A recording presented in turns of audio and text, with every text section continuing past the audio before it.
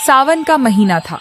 सुबह से ही हल्की हल्की बारिश हो रही थी। गांव बेलापुर की कच्ची गलियां पानी से भर चुकी थीं। खेतों में धान की हरियाली लहरा रही थी। दूर कहीं मेंढकों की आवाज सुनाई दे रही थी। गांव के बस स्टैंड के पास एक छोटी सी टीन की छत के नीचे रोज एक ठेला लगता था। ठेले पर लिखा था, रामू की गर्मा गर्म आलू टिक्की। रामू करीब 30 साल का मेहनती इंसान था। उसके हाथ की आलू टिक्की पूरे गांव में मशहूर थी। वह हमेशा ताजे आलू, घर के बने मसाले और देसी घी में टिक्की बनाता था। उसकी पत्नी सीता हर सुबह घर पर आलू उबालकर मसाला तैयार कर देती थी। उस दिन सीता ने कहा, आज बारिश बहुत तेज है, अगर ग्राहक नहीं आए तो? रामू मुस्कुराया। एक भी ग्राहक आया तो उसे खाली हाथ नहीं लौटाऊंगा। सीता ने टिफिन बढ़ाते हुए कहा, पहले अपना खाना भी समय पर खा लेना। रामू ने सिर हिलाया और ठेला लेकर बस स्टैंड पहुंच गया। बारिश लगातार हो रही थी। रामू ने अंगीठी जलाई, गरम तवे पर पहली टिक्की रखी। घी की खुशबू चारों तरफ फैल गई। लेकिन आधा घंटा बीत गया, कोई ग्राहक नहीं आया। रामू आसमान की तरफ देखकर बोला, लगता है आज बारिश मेरी परीक्षा ले रही है। तभी गांव के डाकिया हरि काका छाता लेकर वहां पहुंचे। रामू, एक प्लेट टिक्की बना दे, इतनी ठंड में तेरी टिक्की ही याद आई। रामू मुस्कुराया। अभी बनाता हूँ काका। हरि काका ने पहला निवाला खाते ही कहा, वाह, मजा आ गया। इतने में बारिश और तेज हो गई। हरि काका जल्दी से चले गए।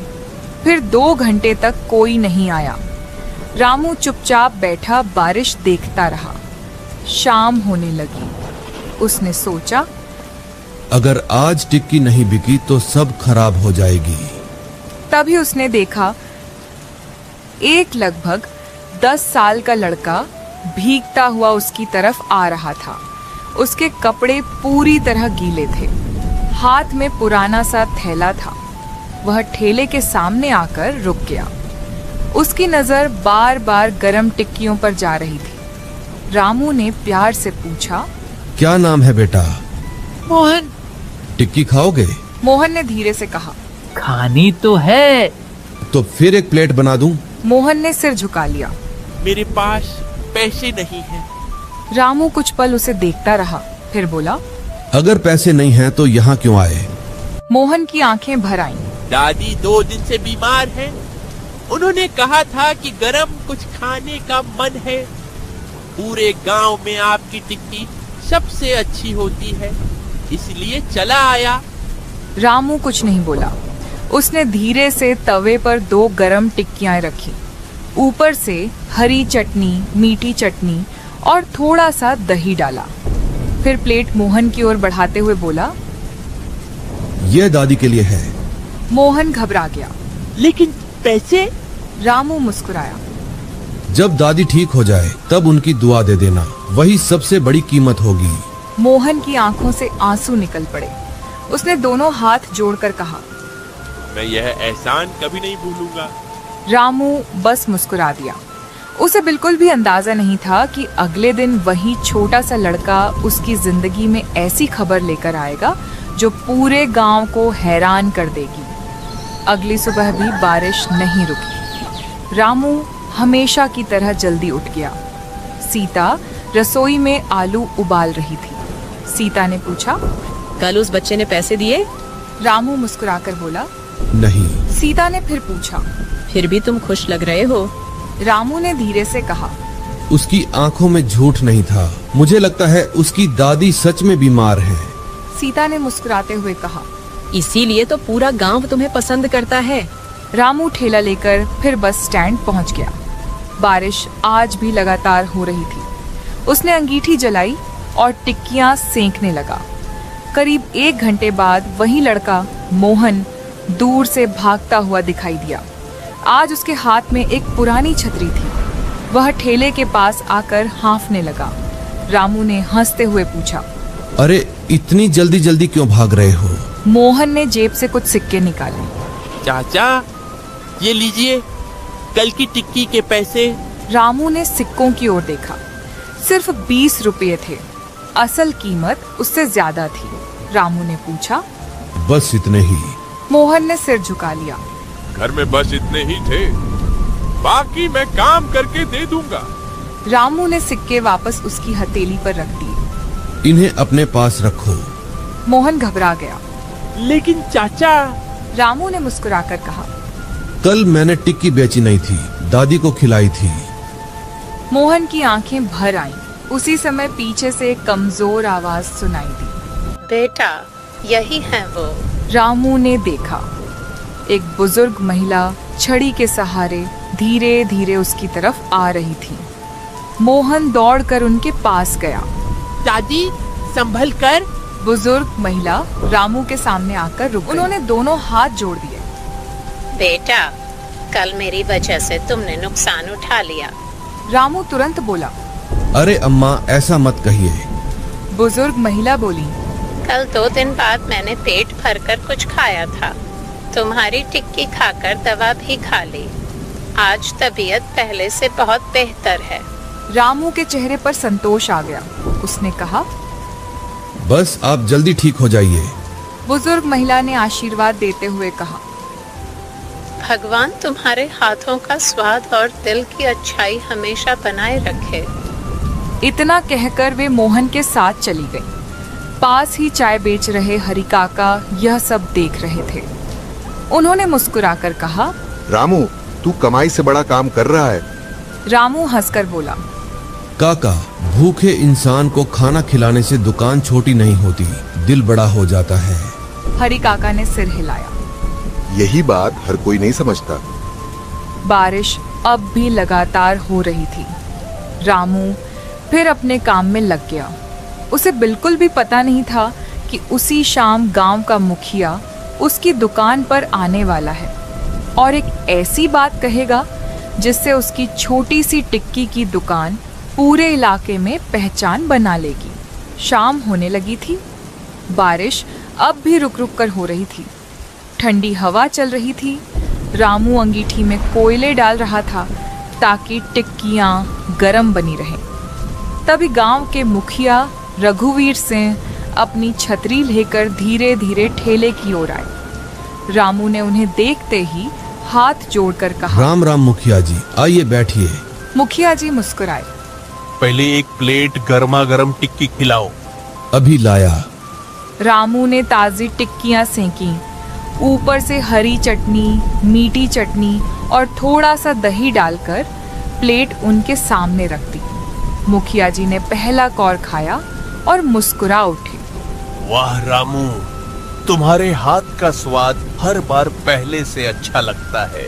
रामू ने हंसते हुए कहा। ये आपका प्यार है मुखिया जी। कुछ देर बाद मुखिया जी गंभीर हो गए। उन्होंने कहा। रामू, आज मैं सिर्फ टिक्की खाने नहीं आया हूँ। रामू हैरानी से बोला। जी, कोई काम था? मुखिया जी ने कहा। आज सुबह मोहन की दादी मेरे घर आई थी। रामू चुपचाप सुनने लगा। उन्होंने मुझे बताया कि तुमने बिना पैसे लिए उन्हें खाना खिलाया। मुखिया जी, इसमें बताने जैसी क्या बात है? कोई भूखा हो तो उसे खाना देना ही चाहिए। मुखिया जी ने गहरी सांस ली। यही बात आजकल बहुत कम लोग समझते हैं। इतने में हरि काका भी वहां आ गए। उन्होंने कहा। मुखिया जी, मैंने भी अपनी आंखों से देखा था। रामू ने एक बार भी पैसों की बात नहीं की। मुखिया जी ने जेब से पैसे निकाले। आज पूरे हाट में जितनी टिक्कियां बची हैं, सब मुझे दे दो। रामू चौंक गया। इतनी सारी टिक्कियों का क्या करेंगे? आज पंचायत भवन में गांव के चौकीदार, सफाई कर्मी और बारिश में काम करने वाले मजदूर बैठे हैं। सुबह से भीग रहे हैं। आज उन्हें गरम टिक्की खिलाएंगे। रामू की आंखों में खुशी चमक उठी। अभी पैक करता हूँ। उसने एक एक करके सारी टिक्कियां पैक करनी शुरू कर दी। मुखिया जी ने पैसे आगे बढ़ाए, लेकिन रामू ने उनमें से कुछ पैसे वापस कर दिए। मुखिया जी ने पूछा, ये क्यों? रामू बोला। आज जितना खर्च हुआ उतना रख लीजिए, बाकी मेरी तरफ से उन मेहनत करने वालों के लिए। मुखिया जी कुछ पल तक उसे देखते रहे, फिर बोले। रामू, तू सिर्फ टिक्की नहीं बेचता, तू लोगों का दिल जीतता है। हरी काका मुस्कुरा दिए। बारिश धीरे धीरे थमने लगी थी। मुखिया जी टिक्कियों के पैकेट लेकर पंचायत भवन की ओर चले गए। रामू ने आसमान की तरफ देखा। कई दिनों बाद बादलों के बीच से हल्की धूप की एक किरण निकली। वह मन ही मन बोला, हे भगवान, बस मेरे हाथों से किसी भूखे को कभी खाली मत लौटाना। अगली सुबह बारिश हल्की हल्की हो रही थी।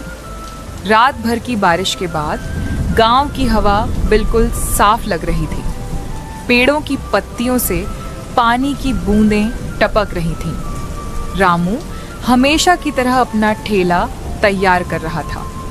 तभी गांव के स्कूल का चपरासी बंसी उसके घर पहुंचा। रामू भैया। रामू बाहर आया। अरे बंसी, इतनी सुबह सब ठीक तो है? बंसी मुस्कुराया। मास्टर जी ने आपको स्कूल बुलाया। रामू हैरान हो गया। मुझे? लेकिन क्यों? ये तो मुझे भी नहीं पता। उन्होंने कहा है कि ठेला लगाने से पहले जरूर आ जाना। रामू तुरंत स्कूल पहुंच गया। स्कूल के बरामदे में प्रधानाध्यापक श्यामलाल मास्टर बैठे थे। उन्होंने रामू को देखते ही कहा, आओ रामू, बैठो।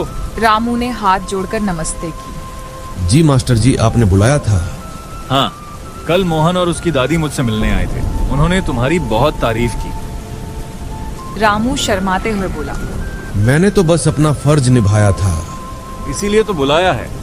अगले हफ्ते हमारे स्कूल में खेलकूद प्रतियोगिता है। बाहर से भी बच्चे आएंगे। हम चाहते हैं कि उनके नाश्ते की जिम्मेदारी तुम संभालो। रामू की आंखें फैल गईं। मैं? हाँ, हमें स्वाद के साथ भरोसा भी चाहिए। मास्टर जी, मैं पूरी कोशिश करूंगा कि किसी बच्चे को शिकायत का मौका न मिले। हमें यही भरोसा था। रामू खुशी खुशी स्कूल से निकल गया। लेकिन जैसे ही वह हाट पहुंचा, उसने देखा कि उसके ठेले से कुछ ही दूरी पर एक नया ठेला लगा हुआ है। उस पर बड़ा सा बोर्ड टंगा था, सिर्फ 10 रुपए में आलू टिक्की। रामू ठिठक गया। वह चुपचाप अपना ठेला लगाने लगा। थोड़ी देर बाद नया दुकानदार ऊंची आवाज में चिल्लाने लगा, आओ आओ, पूरे गांव में सबसे सस्ती टिक्की सिर्फ 10 रुपए। हरी काका धीरे से रामू के पास आए। रामू अब क्या करेगा? जिसे सस्ती टिक्की खानी है वह वहाँ जाएगा। जिसे स्वाद और भरोसा चाहिए वह यहाँ आएगा। तू हर बार दिल की बात कह देता है। रामू ने बिना किसी चिंता के तवे पर पहली टिक्की रख दी। घी की खुशबू फिर से हवा में फैल गई। उसके चेहरे पर वही पुरानी मुस्कान थी। उसे विश्वास था कि असली पहचान कीमत से नहीं, काम से बनती है।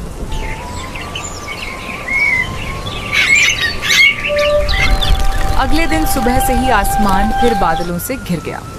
रामू हमेशा की तरह समय पर अपना ठेला लेकर हाट पहुंच गया। उसने अंगीठी जलाई और तवे पर पहली टिक्की सेंकने लगा। थोड़ी देर बाद सामने वाला नया टिक्की वाला भी अपना ठेला खोलने लगा। उसका नाम कल्लू था। कल्लू बार बार ऊंची आवाज में बोल रहा था, 10 रुपये में गर्मा गर्म टिक्की, पूरे गांव में सबसे सस्ती। कुछ लोग उसकी दुकान पर चले गए। हरी काका ने धीरे से कहा, रामू, अगर तू भी दाम कम कर देगा तो ग्राहक वापस आ जाएंगे। काका, दाम कम करने से पहले सामान भी कम करना पड़ेगा, फिर स्वाद भी बदल जाएगा। मैं ऐसा नहीं करूँगा। सही कह रहा है बेटा। दोपहर तक कल्लू के ठेले पर अच्छी भीड़ रही। रामू के पास कम ग्राहक आए, फिर भी उसने किसी से शिकायत नहीं की। वह हर ग्राहक को पहले की तरह प्यार से टिक्की बनाकर देता रहा। शाम होने लगी। तभी एक किसान जल्दी जल्दी रामू के ठेले पर आया। उसने कहा, भैया, एक प्लेट टिक्की देना। सामने वाली दुकान पर क्यों नहीं गए? वहाँ तो सस्ती मिल रही है। किसान बोला, गया था, लेकिन टिक्की अंदर से कच्ची थी और तेल भी अजीब लग रहा था। आधी प्लेट छोड़कर आ गया।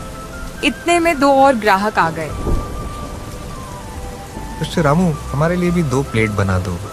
दूसरा हंसते हुए बोला, सस्ती चीज देखकर चले गए थे, लेकिन स्वाद तो तुम्हारे हाथ में ही है। रामू ने कुछ नहीं कहा।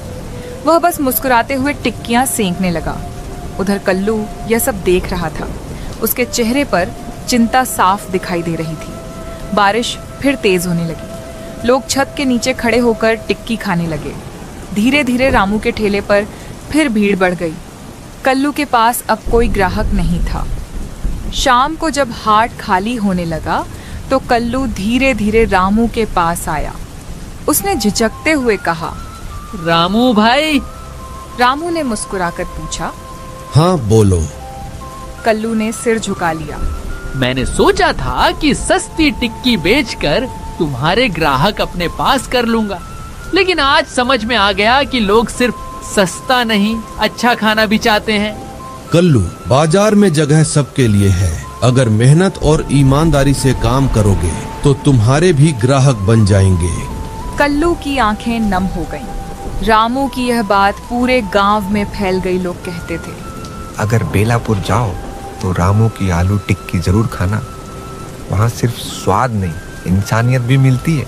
सीख, मोरल, सच्ची कमाई सिर्फ पैसों से नहीं होती। अच्छा व्यवहार, ईमानदारी और दूसरों की मदद करने वाला इंसान लोगों के दिलों में हमेशा के लिए अपनी जगह बना लेता है।